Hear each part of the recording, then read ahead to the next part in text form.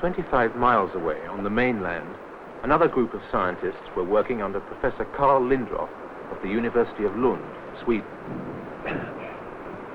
The importance of Surtsey to science is that it gives an unparalleled opportunity to study the dispersal of plants and animals to a new piece of land, a new island that was absolutely sterile from the beginning.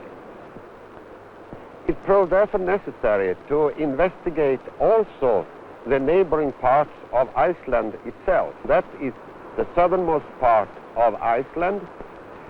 So, starting from this summer, we commenced investigating the area, crawling on the soil, using a net to catch flying insects, taking soil samples to get, as far as possible, all species of invertebrate animals, that is, animals without backbone, as they are called, insects, mollusks, earthworms, spiders, centipedes, and so forth.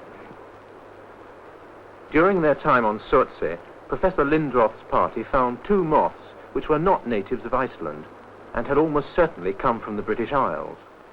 Even more remarkable, a species of spider, unknown in the northern part of Europe and Asia, had apparently ballooned in its web across the Atlantic from North America. Altogether, they found 24 different species of insects on the new island.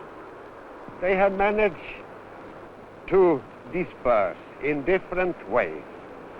Strong flyers, for instance birds of course, but also some insects, among the moths at least, have been able to do so on their own wings by active dispersal. But most of them have been dependent upon forces carrying them passively, above all wind.